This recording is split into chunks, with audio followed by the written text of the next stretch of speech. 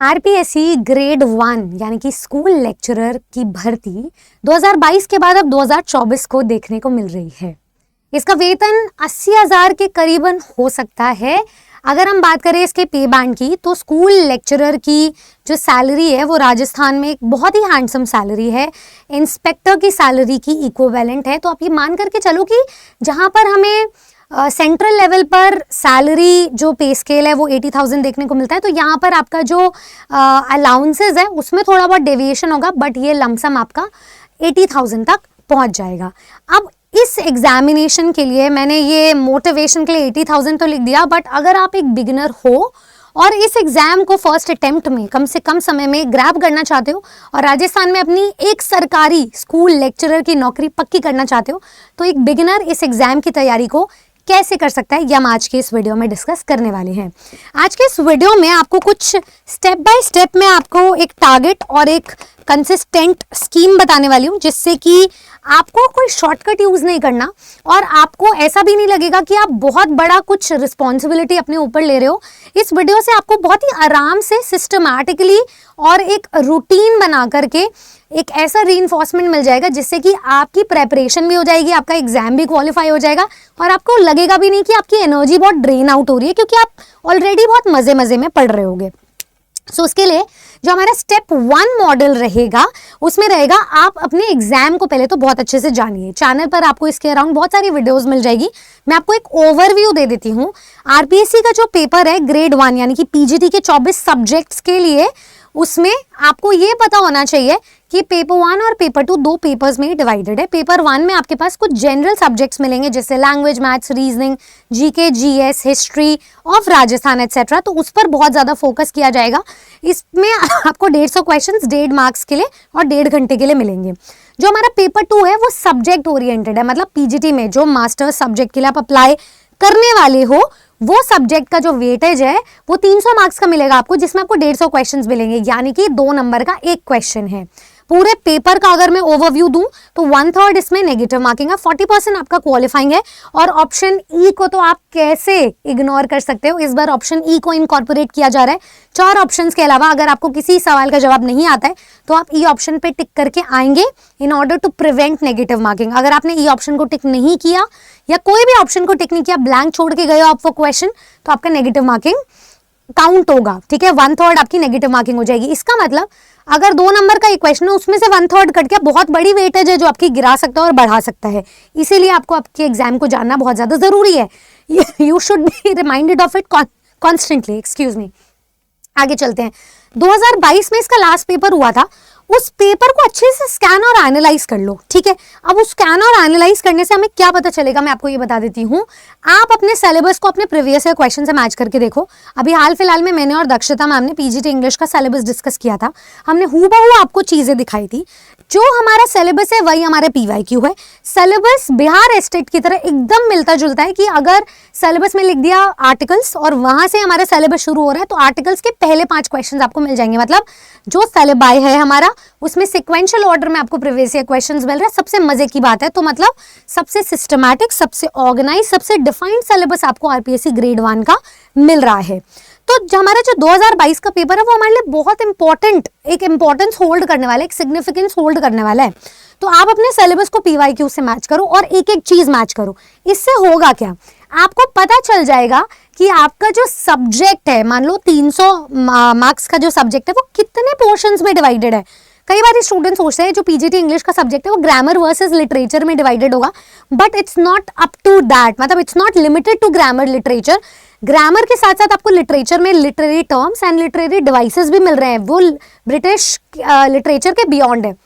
उसके बाद आपको रीडिंग कॉम्प्रिहेंशन एंड वोकैबुलरी तो मिलती ही है, जिसको मैक्सिमम स्टूडेंट्स ग्रामर में कंसिडर करते हैं। बट इसके अलावा मैं आपको बता देती हूँ कि कुछ और टॉपिक्स हैं, जैसे कि टीचिंग मेथडोलॉजी, जैसे कि फोनेटिक्स, जैसे कि कंप्यूटर एप्लीकेशंस एटसेट्रा।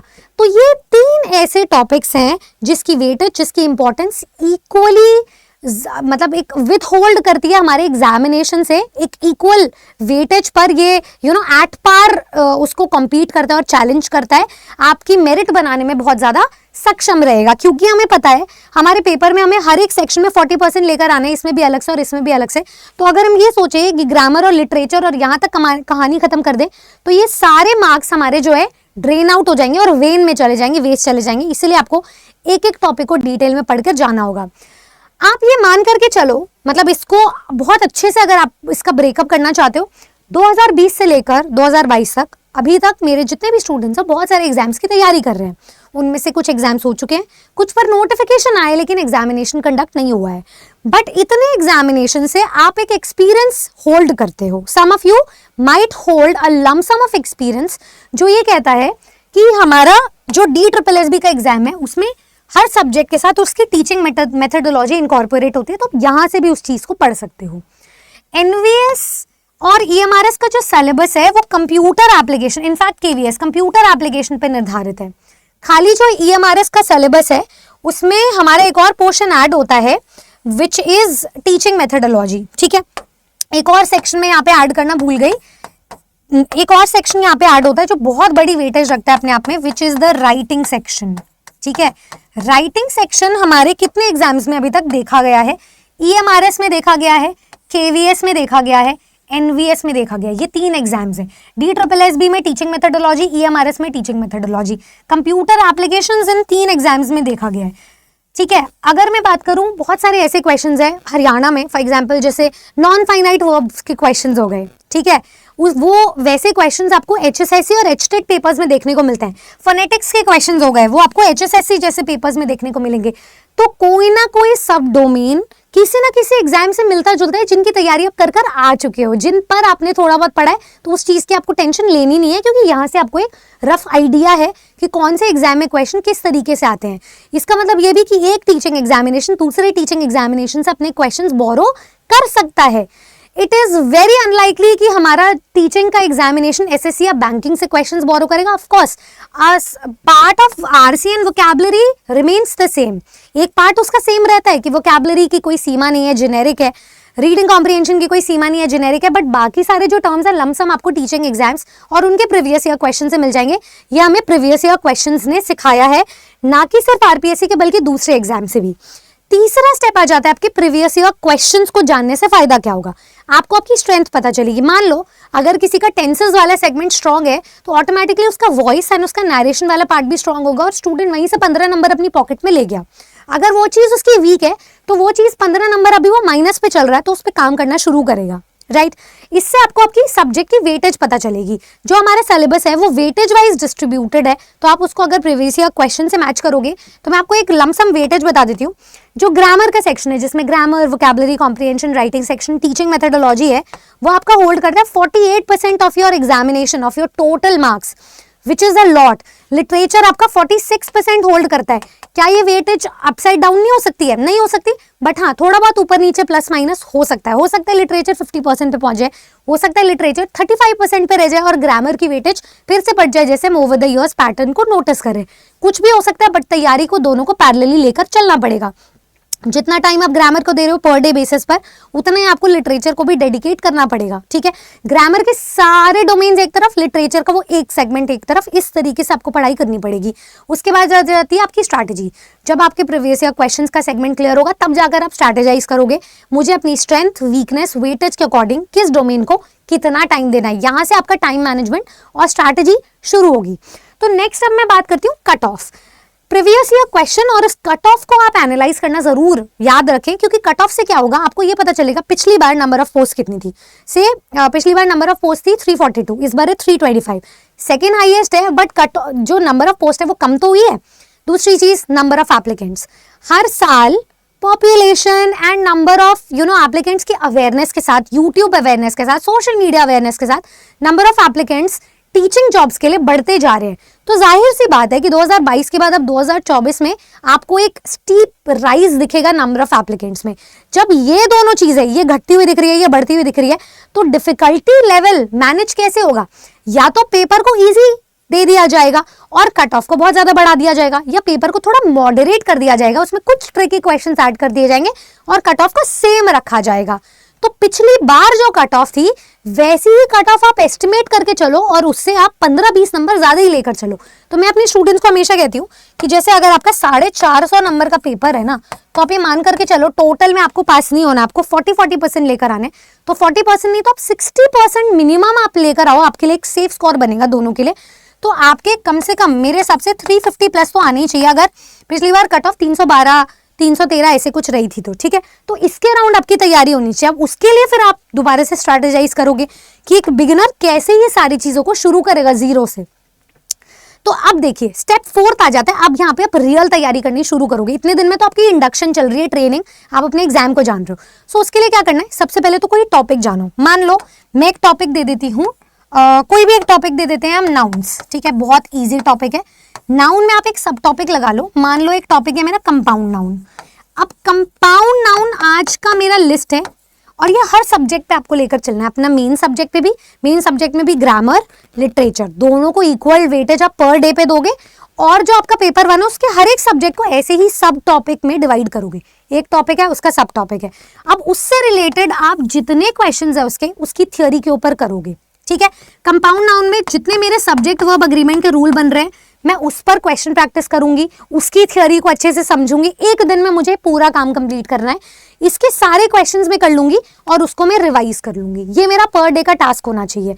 तो मान लो अगर मैं 2 घंटे बैठ के अपने सब्जेक्ट को पढ़ रही हूँ, जिसमें मैं अभी शुरुआत में 1 घंटा दे रही हूँ लिटरेचर को और 1 घंटा दे रही हूँ ग्रामर को।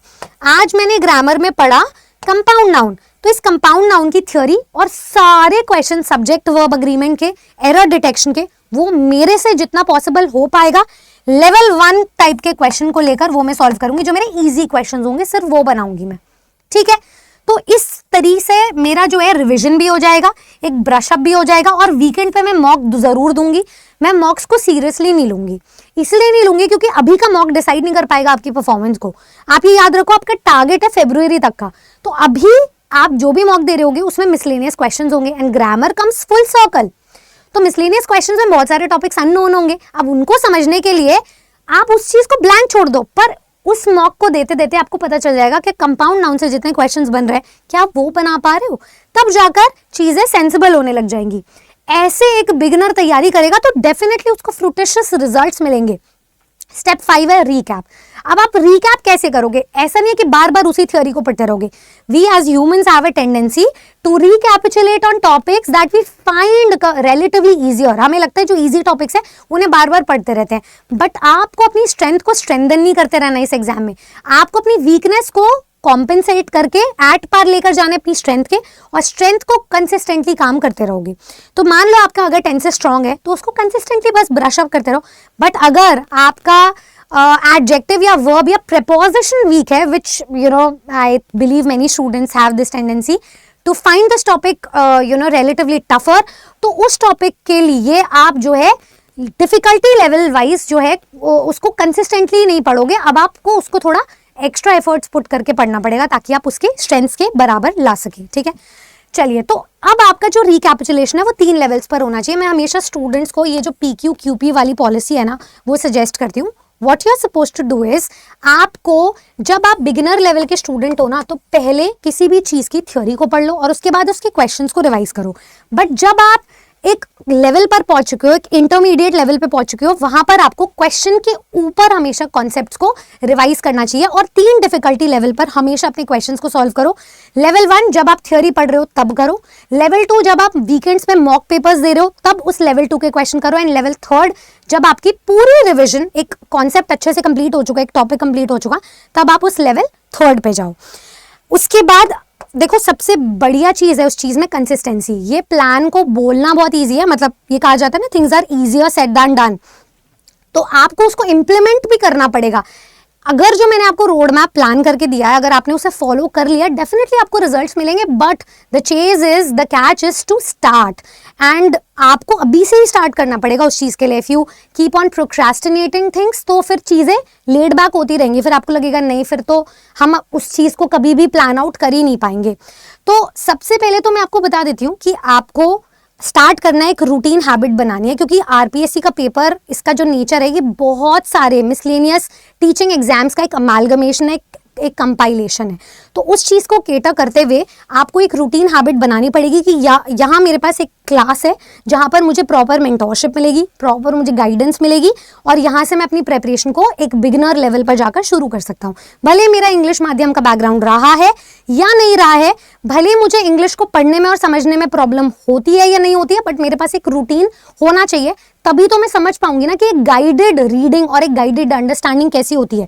उसके बाद मैं अपने डाउट्स को रेगुलर बेसिस पे पूछती रहूंगी, which will again reflect on my consistency. The more consistent I am, the more doubts I will be having towards my classes. ठीक है, उसके बाद आपको डेली बेसिस पे तो मॉक नहीं देना, लेकिन वीकेंड्स पे आपको रिलीजियसली मॉक पेपर्स लगाने पड़ेंगे, तब जाकर आपको एक टॉपिक की 360 डिग्री क्लैरिटी आ जाएगी कि हाँ आपको ये टॉपिक आता है।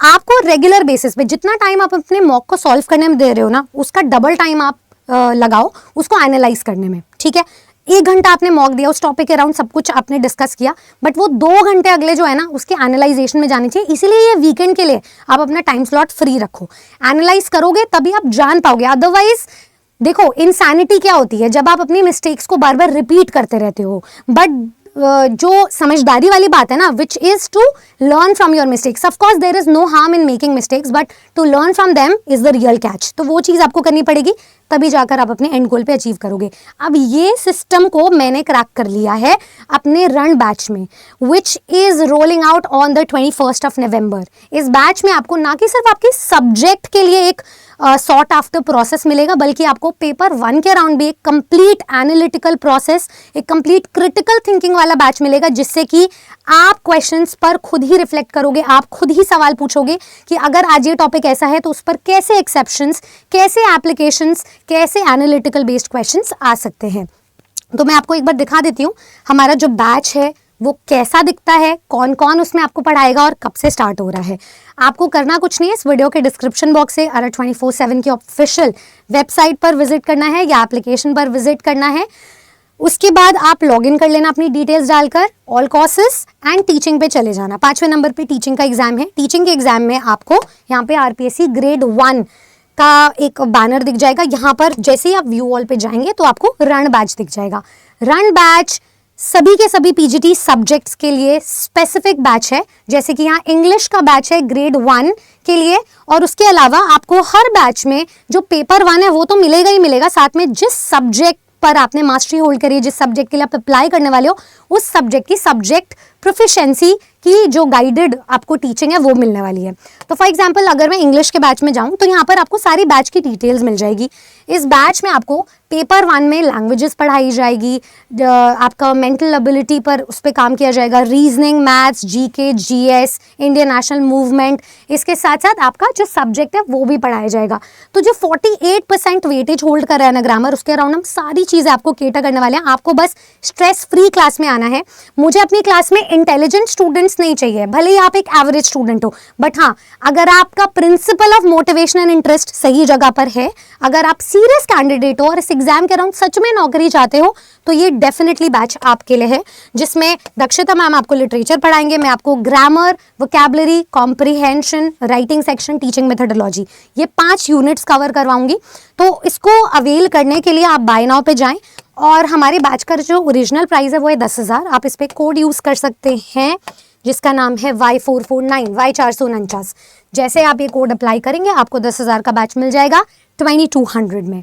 रिमेंबर, इस एग्जामिनेशन को पास करने के लिए स्टेक्स बहुत हाई हैं। हमने cut off, number of applicants, कितनी ज़्यादा सीरियसनेस चाहिए इस एग्ज़ाम के लिए वो डिसाइड कर ली है। बट अगर आपको स्ट्रेस फ्री सिस्टमैटिक ऑर्डर में ये जो इतना स्कैटर्ड सिलेबस है उसको एकत्रित करना है कलेक्टिव थॉट में, अगर आपको तैयारी करनी है, तो ये आपके पास एक बहुत ही बेहतरीन सोल्यूशन होगा। सो Y449 कोड यूज़ कीजिए एंड इस कॉस्ट पर मैक्सिमम डिस्काउंट को अवेल कीजिए। हालांकि अगर कोई स्टूडेंट अलग अलग स्टेट्स और सेंट्रल लेवल पर तैयारी कर रहा है तो उसके लिए टीचिंग का महापैक है एक बहुत ही कॉस्ट इफेक्टिव सोल्यूशन। टीचिंग महापैक जो है हर एक एग्जाम के लिए है, हर एक एग्जाम के रिसोर्सेज के लिए है। तो किसी भी एग्जामिनेशन के लाइव क्लासेस या फिर उनके महापैक को अवेल करने के लिए सिमिलर कोड आप ये अप्लाई कर सकते हैं। तो मैं मिलूंगी 21 नवंबर को आपसे अपने RPSC के बैच में। All the very best. Subscribe कीजिए हमारे चैनल टीचर्स अड्डा को। इसके अराउंड अगर आपकी कोई भी क्वेरी है please put it down in the comment section below. Good luck.